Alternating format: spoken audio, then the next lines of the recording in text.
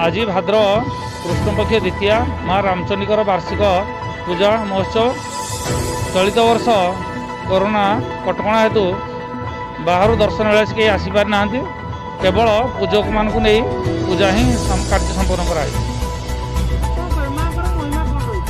माँ को महिमा अपार, से बहुत दीर्घ दिन है लोक मैंने माँ को पूजा कर विभिन्न समय जना पड़ी जे ठाकुर कमलांगू एडी जो बेपारी माने बिरी बेपार करने नौले सहित से आसी यही जगार से अवस्थान करते।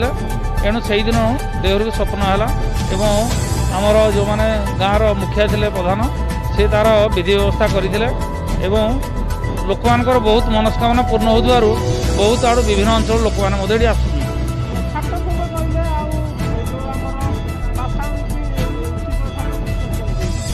छाटकुंभ जो कथा कही तार मध्य गोटे पौराणिक ऐतिहासिक जिनस रही जोड़ी की गोटे अफलती काली छड़ा आसी से गोटे खात था से क्षीर दौला या किसी दिन पर तार गौड़ देखला गाँव में जनईला से ठाकुर थी विश्वास कर जगह को देखी से जना पड़ा जे शिवाकृति शिवलिंग भाया गोटे अच्छी से तार महात्म्य अच्छी। एणु लोक मैंने से अधिया पड़ती एवं ऊपर रामचंडी बर प्राप्ति कर स्वाधीनता संग्राम सहित यात्रा बहुत सामंजस्य रही।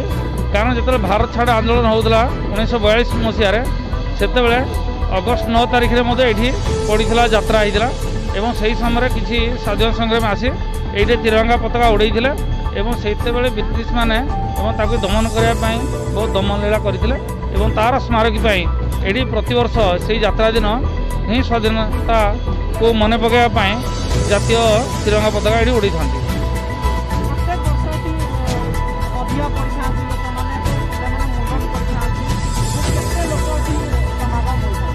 प्राय प्रतिवर्ष 20 ରୁ 30 हजार लोक आसती किंतु चलित 2 वर्ष है कोरोना कटकणा कौन दर्शन बेले से आसीपार ना, केवल पूजक मानक नहीं पूजा ही करा जाउछि। आमे आशा करूँ जे आई शारदिया प्रथम पूजा हो माँ रामचंडी को समस्त प्रार्थना करूँ ये पृथ्वी कोरोना रूपक महामारी खूब शीघ्र दूर हो जाओ लोक मैंने स्वाभाविक भाव में जीवन यात्रा करंतु।